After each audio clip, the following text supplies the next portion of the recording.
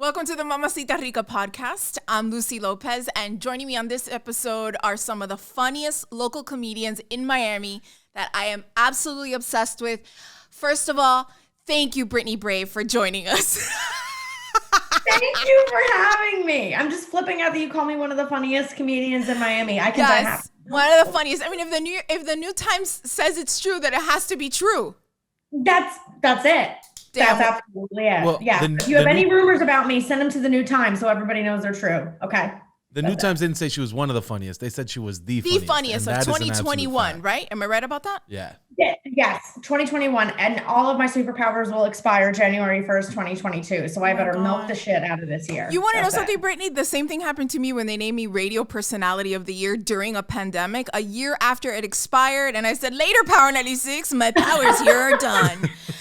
Speaking about New Times God, like what's happening? Yeah, exactly. Speaking of Power 96, a lot of you may know this guy from our friendship on social and on the radio. This is Luis Diaz, truly one of my favorite people, not just to hang out with, but to write for, direct.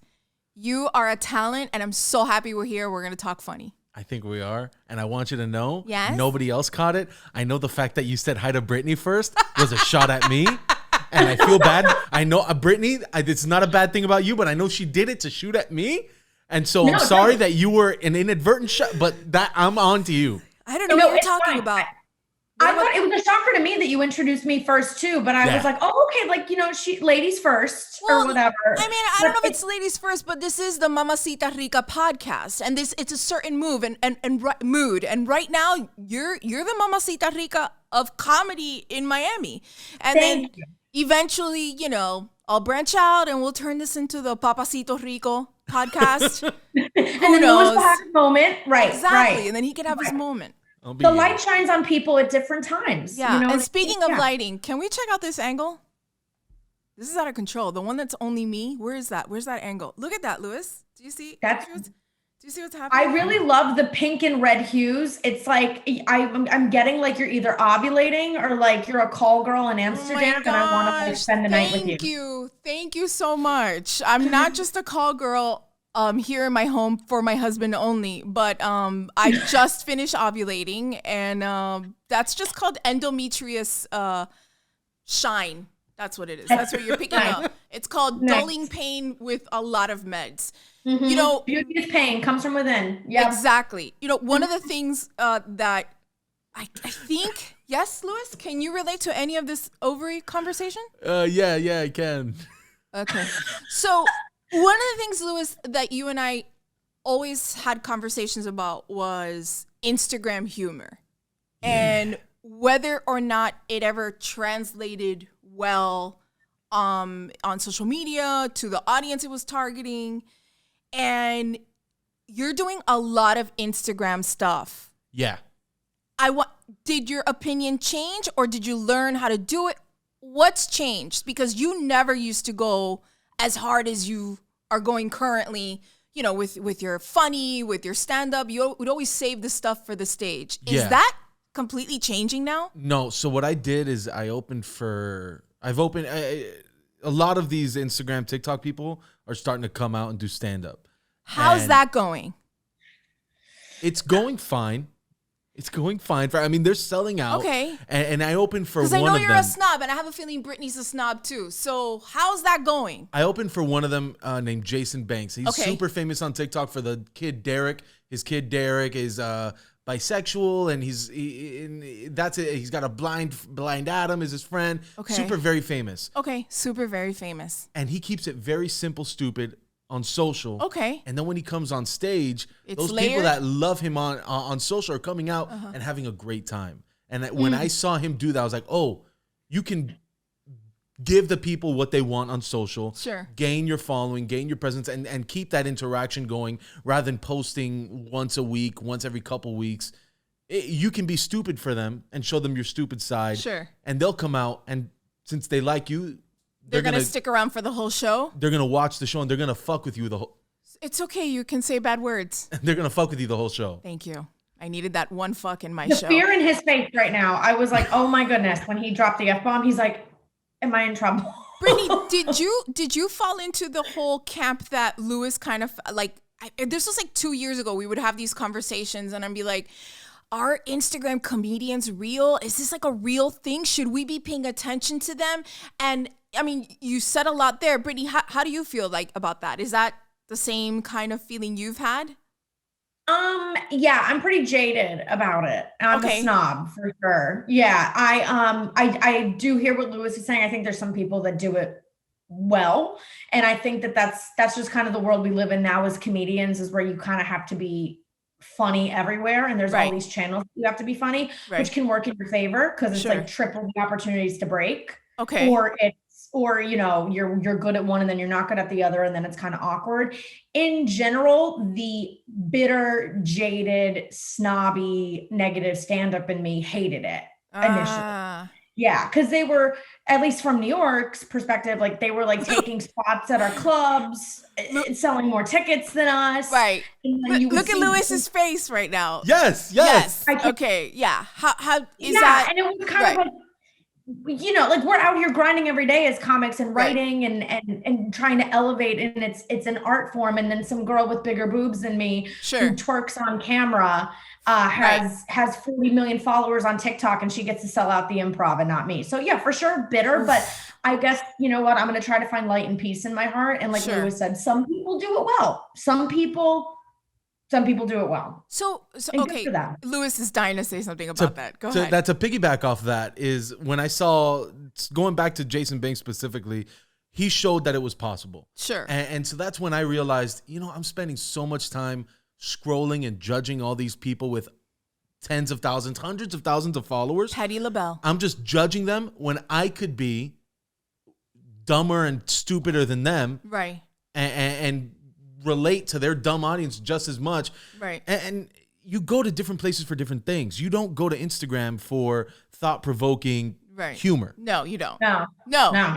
And so who am I putting these convoluted, complex bits with layers on it on IGTV when I could spend way less time editing, do a 30-second stupid thing that stupid stuff that makes us chuckle. Yeah. That you and I would do every single day in commercials. To annoy Zog. That stupid stuff that makes us chuckle makes so many more people chuckle. Right. And that's what I've been trying to do. Right. Keep it me. Just do it more often on the social. So because it's not that I'm a stand-up comedian. I'm not a stand-up comedian, but I consider myself a little bit of a comedy snob, and I'm, you know, my favorite comedians range from, you know, Dave Chappelle, obviously, you know, Richard Pryor, you know, the greats, you know, Jerry Seinfeld, Brittany Brave, Luis Diaz, Amelia Pulido. Those are people that I kind of admire and I hold in high regard. You know, like I when you watch Dave Chappelle's show on Netflix, you walk away from it scratching your head, rethinking everything you thought about life. I mean, at least it did for me. Mm-hmm. And that's the beauty of stand-up comedy for me. Or when I go see an Amy Schumer set, or when I go see Chelsea Handler now, it's like I'm watching her and I feel like I've been on this voyage with her from when she was a party girl like me, you know, and then hating everybody in the world because of the government. I gotta fight for everybody else's rights and my own. And now she's in love with Joe Coy. Those are things that I obsess with because I love comedy so much. But I haven't found someone in the Instagram, TikTok world to kind of reel me in on that. And I don't know if I would buy a ticket to go see a TikTok comedian. But you're saying, do the homework, watch them, but does it translate to the stage? That's one of the things that has me like, does it translate? No, that's the beautiful thing about, I hate to go back to him, but like Jason Banks had been doing stand-up for 10 years. Then he popped off on TikTok. Oh, you read my mind. I was about to say, I'm curious about what his live performance experience is, because I think if you start as a live performer and a stand-up and then you pop off on TikTok or on the internet, then that's good. I think it's tricky when people have zero performance or writing background, get big on TikTok, and now they you're watching them navigate almost like an open mic, but yet they pulled out the Improv or something or whatever. How does it feel to have Brittany woman-splain you things? Does it feel, do your balls go back into your stomach? I could listen to Brittany Brave talk forever, but I did get mansplained. I did get womansplained the other day. And I'll be honest, I was like, yo, I get it. Like, this is horrible, right? Like, I get it. Such a shitty feeling. I was helping out at the improv, helping them out running their sound, and the girl comes up to me. I'm the singer today. When I say into the microphone, turn the music up, what you're gonna want to do is whichever one of these is controlling the music, you're gonna put it up. Okay? Up. And I looked at her, I was like, oh, okay. And then when she left, I was like, I need to apologize to every woman I've ever explained anything to. That is the reason why I brought you to my podcast. Sorry, Brittany. Ladies and gentlemen, children, and this is actually the Luis Diaz apology. This is Luis's opportunity to apologize to me for ever making me feel lesser than. Luis, take it away. Please look into the camera. Brian, can you just tell him what camera to look in? Okay, he's right. There you go. He's found it, baby. He's ready. I'd like to take this second to apologize to absolutely fucking no one. I'm the champ. That's You're the worst. Conor McGregor. You're the worst. Okay, so I'm going to say something. I saw Damon Wayans just said to TMZ that he felt that Dave Chappelle took one for the team, that he freed all comedians with this last special because of the whole, cancel culture movement that creeped up on us and hasn't left, kind of like the pandemic. Thanks, guys. So do you feel like that? Do you sometimes feel like I'm just going to say whatever I want? Is that something maybe Dave Chappelle did for the comedian right now? Did he set you guys free? One thing, and I'm sure Brittany can attest, is the voices on Twitter, the voices that are canceling you are 2% of the people, maybe 1% of the people you're performing for. Yeah. Because I'll go and I'll say a joke and I'm hearing nothing but laughs. I don't hear any boos. Sure. And then after the show, one person will come up to me and be like, I didn't really like it when you said this. Oh, God. And I'll be like, the thing that I got an applause break for? Right. And then they'll go on. And that's who we're fighting. Uh-huh. So I saw real life trolls in person, by the way. What? Oh, you guys, they I don't one care. At a show. They don't care. And they continue on the device that empowers them. I was at an event and these two women just sat there with their phones, like just talking so much caca into the phone, recording, and like caca after caca. And I'm looking at them, I'm like, wow, but why aren't you contributing to the conversation that we're having literally 2 feet away from you? And I found that to be very alarming and very telling of the personalities that are those trolls. Brittany? Yeah, no, I think the number one issue with social media and Twitter specifically is that anybody can join it for free. So it ranges from like well-educated people with jobs or like comedians or public figures to just like some Karen at a show who's having a bad day and ovulating the wrong way. But it's insane. And it's like, and it is only 1% to 2% of the people. And on like the artist and comedian side, it's like a lot of things that I even like joke about on Twitter, kind of like TikTok, don't translate on stage. So there's like this huge disconnect between like the people that are like sounding off on Twitter. It's almost like as if it's like they're literally living under a rock on their phone on Twitter and they're not getting out and joining the greater conversation. Yeah. So one of the reasons why I created this podcast is to bring community creatives, parents, single ladies, like everybody to the table to kind of share what you know and what you've learned with others, right? I think that there's not enough sharing happening. I feel like my Rolodex is full of really amazing contacts, but what does it matter if I can't share that with anyone? And I feel, and I had this conversation with former guests, where there's a big generation of kids who are not getting like the old school teachings of how to do things creatively, and are just, and God bless them, they have technology at their fingertips. They have the instant gratification, something that as a radio person, I know what that is. I know what instant gratification is when you're on the mic, when you do a break, when you hit that post, when the phone lines light up. So I can't imagine what it feels like for a Ricky Bobby with a TikTok, 100 million followers, does one fart joke and everybody's, calling him the next Chappelle, You feel like you made it. Yeah. So my question for you, Luis and Brittany, I'll start with Luis, is there a way to teach the new school to, I don't want to say reel it back, but is there a way to teach the new school how to do things in your field of comedy? And do you understand where I'm coming from? Like, what is it? What's the secret? What's the sauce? Step on stage. Okay. Step on stage. Because there's and now I'm not going to say names because Jason Banks, great stand-up, killed it.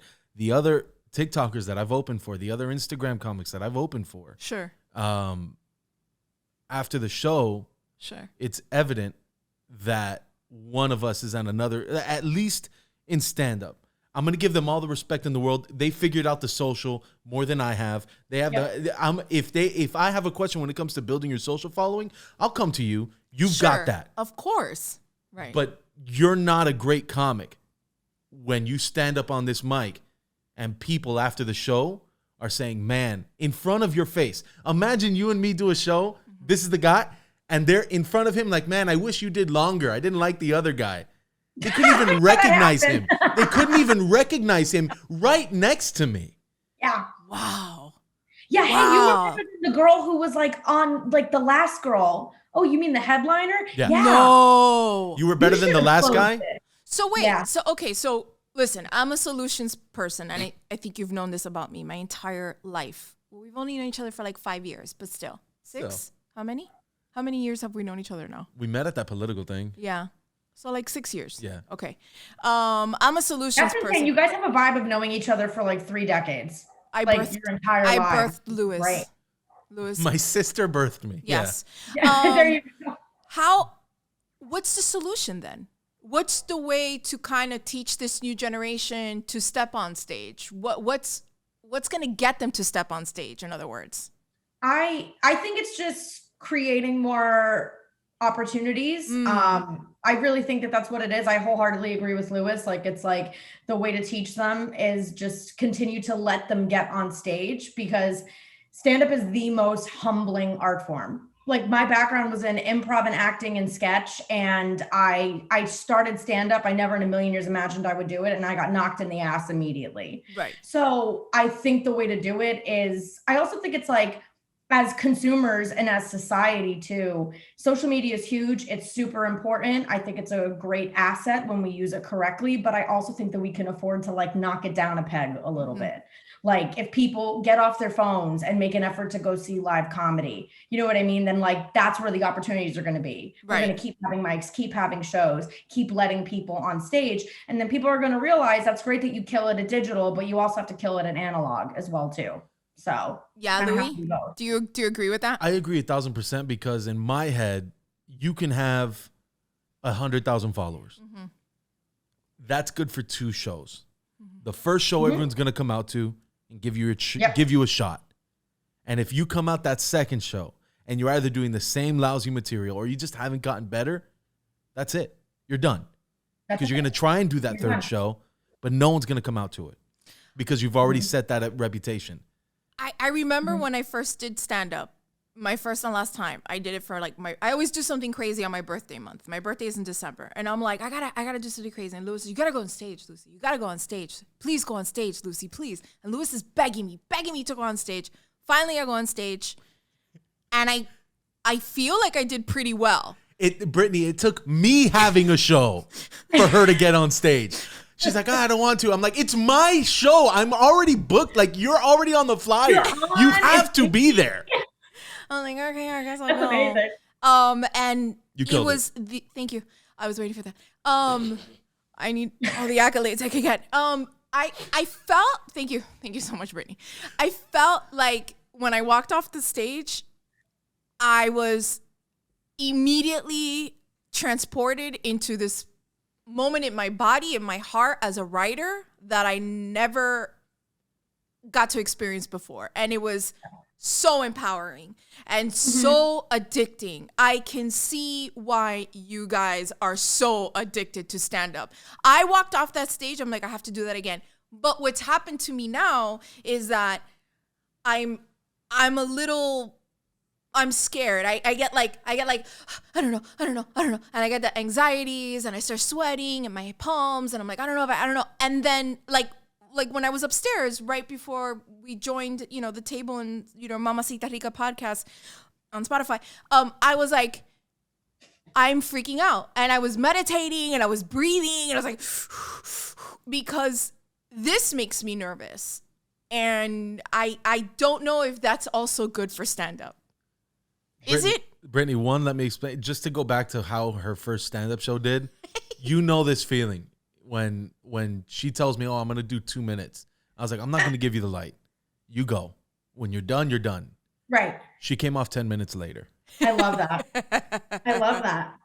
Yeah. It was so much fun, man. It was so much fun. And you know what? And that is also a quintessential first stand-up experience as well too. If you having the background you have and being a performer and a personality and working in media, like it's like everybody, the reason why Luis and I continue doing stand-up is the reason you should get back on stage. Because the first time that we did it, it went well. It's so good. It felt good. And it's the best, worst thing that can happen to you. They're like, you tried it and you did well, you're fucked. It felt like I was at home. Yeah. I felt like I was home, which I've only felt like that in a studio, in a broadcast booth with my mic, with my team. But I felt like I was home when I was at the Improv. And it was a feeling that I dream of, I think about. I'm like, I like how I felt. That was fun. that was really cool. So I've got a big, I don't know when this is released. I've got a big show coming up and I'm nervous for it. And what's the date? I can tell you. The 16th. Of what? Of this Friday, Saturday. That's coming up right now. Oh no. Yeah. So I'm nervous for it. And I texted a buddy of ours. I'm sure you've met him, Ricky Cruz. Ricky Cruz is like one of the funniest local stand-ups ever. When it comes to stand-up, that's Big Brother. And Luis too. And Brittany. Sorry, my bad. How's it feel now? I know. Listen, honestly, if there's two people that can take all of it's Luis Diaz and Ricky Cruz. I love them so much. I hate her so much. And I texted him. Look, man, why am I treating it any different? And he sent me something, I forgot who he quoted. Resistance points true north. If you feel comfortable, you're going the wrong way. I think once you feel that resistance, that's how you know you're heading in the right direction. Oh man, have either of you? Sorry, I cut you off. I got excited. Go. Go. This is a podcast. Go ahead. Have either of you read the book, The War of Art? Reading books. Yes. Yes. Okay. So the word resistance, it's a great book. It's for all creatives. I think comics benefit a lot from it. But like the main theme in the book is that this feeling of resistance and that it creeps in the form of like self-sabotage and insecurity. Ugh. And the resistance is what stops you from doing it. But that you learn to train yourself that the feeling of resistance means you should be doing it. Like, girl. So just piggyback off. I'm sorry. Did we just walk into Self-Care Sunday? I think we did. Again. I love that. I love what you just said. There's so much truth behind that. I know when everything went down for me in July, I took like 2 months of hiding in my bubble and I didn't want to talk to anybody. And I wasn't mad. I wasn't angry. I was just like, I need to go because right now it's all this is bubbling. And I want to create. And I had to like, hold back. Let's see what's up. Let's look at what I've got. Let's see, so yes, everything to you said.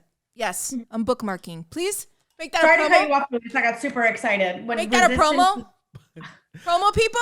But what Brittany and I are saying, yes, please. Sorry. To go back to what you said I'm nervous to go back on stage. So nervous. I think we can both agree. That means you got to go back on stage. And you're nervous now because you did it once. And when you did it the first time, there were zero stakes. It was just like, I'm going to go ahead and try it. Right. And now you know it went well. And you know that something in it is calling you there. Of course, it makes sense that now your second time onward, you're going to be like, now all of a sudden I'm in my fucking head about it. And I'm nervous. But it's like, I learned that with improv. I did improv for many, many years. And the entire tenet of improv is like, get comfortable being uncomfortable. I'm uncomfortable right now. My underarms are sweating. I swear to you, I'm nervous. I'm anxious. I've been working up to this podcast for way too long. And now I'm here looking at your beautiful eyes, Luis. You're beautiful. I thought that wasn't me. I'm jealous now. Those are those beautiful brown eyes. As crooked as can be. I'm trying. I don't know. Look how gorgeous. Thanks. Okay, so let's talk about like the experience of. Okay, so we've already capped. Excuse me. Are we gonna edit that? Okay, we just edited that. Hey, no edits. No edits today. No edits. Let them know. Mamacita Raw, Rica. uncut, unfiltered. Yeah. I really want to talk about how you guys all got over the whole Instagram, TikTok thing. I know that was a big deal for you. It was a big deal for me, and I wasn't even a comedian. I was like, how does this? Are we laughing? This is what the world is coming to? We're laughing at a fart and a twerk joke? I like turned into like an old man from North Miami Beach. Now people can go to the comedy club. People can wear a mask, not wear a mask. Now things are kind of chilling out a little bit. Is everybody just as excited to go back to the comedy club and have a good time? Like, what's that vibe like? Or is everybody with like dying for you to say something inappropriate so that they can cancel you the following morning? People, I don't know about you, they forgot how to act. Oh, I know I did. Yeah. So all this time that we've been watching Netflix, yelling at our screen. No. Now when you get to the show, yeah, they're yelling at the screen, but oh wait, this fourth wall is not real. I can hear you. Really? Yeah. Is that really a thing? A real thing. I've dealt with more hecklers. And I hate to say hecklers because heckler to me means that they're being rude. And yeah, I've dealt with those a lot. But what I've dealt with a lot more than I ever have in my career is just chimers. Yeah. They're not being rude. They're not trying to ruin the show. They're just chiming in. They just want to be part of it. If I'm talking about my kids, oh my God, I have 3 at home. Yes, queen. Or yeah. That, all of that. Really? All of it. Well, also too, that's interesting. I would never expect that to be a problem. It is. Oh, It is, and it's like there has to be a certain magic to where you can involve them in the show and make it work to your benefit. But yeah, like to Lewis's point, hecklers are mean, but then and it's also really big in Miami as well too. Like they want to be a part because they're the star. How dare you be up on that stage with the spotlight? That's the Miami DNA. Miami DNA. Everybody's a star. My husband, that's like one of our inside jokes. He was like, you could be at the beach. Madonna can walk into a restaurant, sit right next to you, and you will literally go, whatever. The other night, get in my picture. Literally, the other night I set up one of my jokes about Miami, and the setup is basically all of the women here are so beautiful. And I swear to God, this one girl so drunk in the crowd goes, yes, like that. And I was like, not talking about you, but okay, make it about you. Well, make it about you. What is that? I wish you would have been like, sweetie, I'm not talking about you. That's what I said. Next to you. Quickly, Lewis, I just looked and I was like, not you. And it got a huge like boom. Damn. I was like, sit down, bitch. No, like. How do women react when you get them right back or kind of put them in their place? I know for me, when I was on air and I would be like, I would say something and then I would get every once in a while somebody would call, you think you're so funny? I'm like, actually, I think I'm hysterical, ma'am. I'm the fucking funniest person every morning. Why do you ask? And so is it the same thing for a stand-up comedian? Like for you, like, you know, as a girl, you're up there, you're doing your thing, or as a comedian, period. Like, is it fun to put them in their place? How does that end up? It's so fun. It's my kink. I love it. And it's 100%. And I think I particularly like putting the men in the crowd in their place. And I will say that 9 times out of 10, when they chime in, it's just stupid and I can very quickly like outwit them. The women, I see your point. The women are like, it can go either way. Really? Like I would say more, well, it's a little bit of like, especially by the way, if they're there with like their man and then God forbid he's laughing too hard at you. Like I've had that happen too. And then like, you're kidding she chimes in, I shut her down. And then you see, she's like very, no. like, no. So yeah. They're like, I'm trying to be a friend. What's your problem? Like drunk or whatever. And I'm like, all right. Oh my gosh, Louis? Yeah. I have to watch what I say especially if I'm dealing with a female or someone that I perceive to identify as female. I have to watch what I say because very politically correct. I like this. Yep. Because that's not funny, yo. Yeah, but it's true. It's scary. I was at a show. It's not scary. I was at a show 2 weeks ago, back. and this girl was just chiming, and I had to play the line of getting her to be quiet, but not being a man silencing women, but also shut the fuck up. But like, and I'm playing this line, and like I can't call her a sex worker, even though that's an admirable career. It's a very real job, but like, yeah, people need to do it. Right. 100%. Well, it is harder for Luis. So I feel like if it's a guy in the crowd, you guys can just, that's it, go at it or whatever. I actually just think in general, even for both of us, harder for you though, but if it's women in the crowd, it's be delicate with like how you can never be meaner than them. I don't know if I can handle all that. I don't know. Yeah, men are easy to deal with because men are drunk and dumb. I think we can all agree men are dumb. When women, 100%. Hello. So much easier. Because can I get a round of applause for that statement, people? Men should be illegal. That's my political problem. My in-house studio audience, may I please have a round of applause for?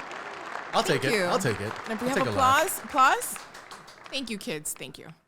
My children I have a story I want to share. Yes. Luis, I don't think I ever told you this, but it's one of the worst. Wait, Brittany, hold on. Story time. Can I have the self-realization? Story time with Brittany Brave. Good evening. The more you know. I'm Brittany Brave and I'm ovulating. No, oh my God. Lucy, you've definitely never heard this story, and Luis, I don't think I've ever Tell told me, you this is this a caca story? Like you shit your pants story? Those are really good. But I'm sorry, go ahead. Go with your story. Time that it's not novelty anymore. Anyway, go with your story. So this is the meanest I've ever been to a heckler, but also I'm the most proud of how I handled it. So I did the show. It was in Miami. It was a really shit crowd. They were both like dejected, didn't give a crap, and also like rude, like heckling in a very annoying, rude way. Wow. So I go up, everybody bombs, like just takes the L, leaves immediately after the set. I get up and I like opened my set and I made a joke or something. And I was like, telling you right now, I'm not putting up with any of you. And I was like, you guys better turn your shit around. And you said this on stage? I did. So you mommed everybody. I love that. I mommed everybody. I love momming people. We need to fix it. I like put them all in timeout, honestly. I love you. And then this girl in the back, all I asked, because I was trying to pull from something to set up my joke, I go, who here's from Texas again? And she's like in the back.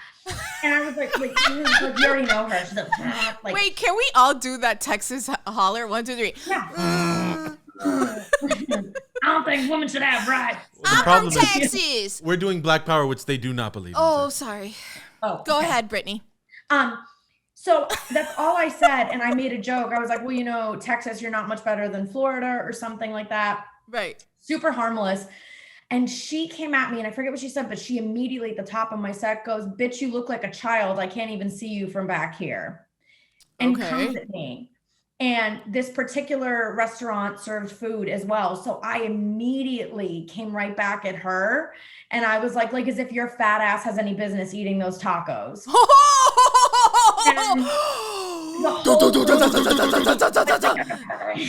my God, you Squid Gamed her. I did, but I actually haven't seen that, but I'll agree. I thought you said I squirted her, and I was like, no. Agree to. We need to make this a Netflix thing. You Squid Gamed her. I Squid Gamed her. There you go. Hashtag I Squid Gamed her. That doesn't sound right. It does. Right. It sounds perfect. We're creating hashtags as we speak. I'm sorry, Brittany. Squid Gamed her means a couple. Nope. It does, right? No, it doesn't. Squid Gamed means that you killed her, you murdered her. Yes. Yes. Okay. We are not. There's a child in the room. Yeah, this is a little too Mamacita Rica. But sometimes you have to do that to people. I think you have to do that in real life, on stage. Sometimes you have to mom a person and kind of bring them back to reality and let them know, look, you can't steal my moment. I'm having a moment. Like, get off my dick. Yeah, I think. I was just like, you just did this at the top of my set. I haven't even said anything. And I was like, and I just like went off on her. And her friends actually came up to me afterwards and they were like, we're so sorry. You were great. She's so embarrassing. And I was like, dude, I didn't mean to be mean, but like, but they didn't. Brittany, you know they didn't say it like that. They said it like this.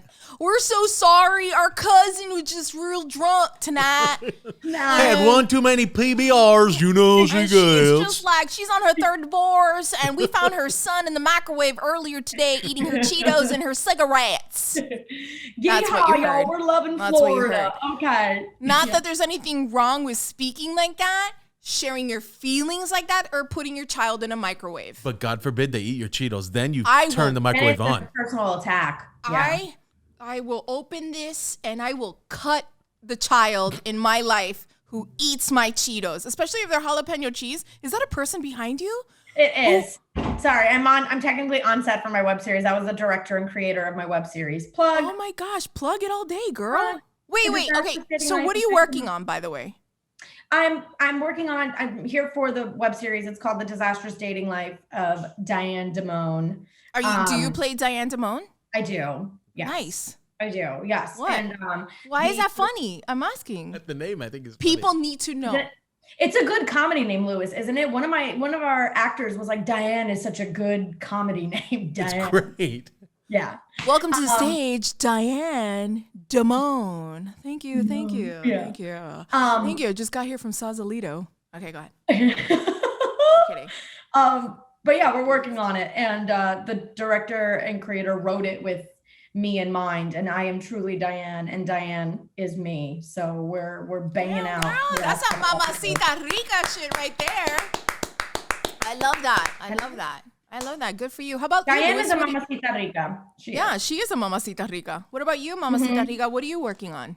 You have a show this weekend, which nobody is going to find out about, but what's in the future? Like, what about November, December? What do you got planned for that? My birthday and my anniversary and your birthday. Stupid, and that's great, though. Thank you for remembering my stupid, good, stupid. What's that? Are you a Scorpio? No, I'm a Sagittarius. I know. Okay, so you're a Sagittarius. Lewis, what sign are you? When's your birthday? Yeah, I'm a Scorpio. He's a Scorpio. He's the worst. Just kidding. He's the best. Are you a Scorpio as well, Brittany? I'm an Aquarius with a Cancer rising and a Virgo moon. So. Oh, look at you. I have Virgo moon, Leo rising. Yeah. Love it. Totally I'm like hard, like fire sign. What? Yeah. Is this the part of the show where you tuned out, Lewis? What? Oh, and you have your period? Here's a tampon. Shut up. It's fair. Women talking about astrology is white noise. Just it's like, yeah, I know. Yeah. But whatevs. Everybody's doing it. Everybody. Yeah, but if everyone was... But if everybody was gonna... Yes, I would jump off. Yes, sure. I would, Dad. You understand how lame I'd look at the top of that bridge with everyone in the lake? You're dumb, Dad. You're dumb. I'm jumping now. Rock dies. Brittany and Lewis, I'm going to say what Howard Stern says at the end of his interviews. You've said it all. Not really. I want to invite you back to season 2.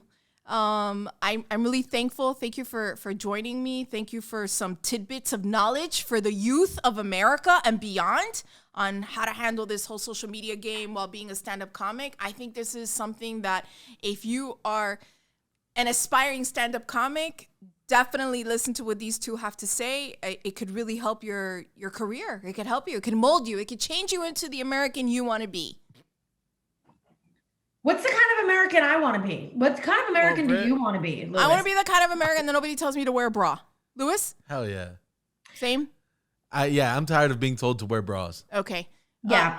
I want to be the kind of American who comes to Florida on vacation and heckles people viciously at a comedy show while eating tacos. That's the kind of American I want to be. Does everybody want to go back and do the Texas thing? 1, 2, 3. That was the Mamacita Rica podcast. My friends Brittany Brave, that Luis Diaz guy. Follow him on the IG. But don't listen to all their jokes only on social media. Buy tickets. Hang out at the Miami Improv. Go to Umbrella. Go to... Name all these places, bro. This is the time. Dania Improv. Sounds super enthusiastic. I'm trying to think of like good places to go watch us perform because we do a lot of workout rooms, and I would not recommend anyone go there. Do not go. No. Definitely go to the Miami Improv, Dania Improv, Umbrella, West Palm Improv, even, and wherever you see us on our social media, wherever we're going, be there. Thank you both for joining us. I have a monthly show on the beach. Say, but when? Lincoln. But when, Brittany? It's usually like the second Wednesday of every month. It's at the Lincoln Eatery on Miami Beach. I have been trying for months. The show is an incredible success, but I've been trying for months to get this one comedian to host it. But he's always booked and he's always unavailable. And I'm starting to think he just doesn't want to do the show. She looks at my schedule and picks the day I can't. The one day of the month I am locked out of. Dude. And that's the day she chooses. Incredibly false. I'm going to tell you something that I said to someone who has a lot of money, but I know you don't have a lot of money, but I feel that this also applies to you. Neither. Ready?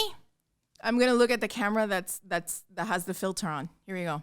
Ready, Brian? Thank you, Brian. My camera has a name. My camera's name is Brian. I just want to say, Luis, you have a responsibility to all female creatives living in South Florida because they are pushing us out and they don't want us to create. So make sure you support support women creatives in Florida, Miami, and beyond. That was the Mamacita Rica podcast with me, Lucy Lopez. Thank you. Disfruta.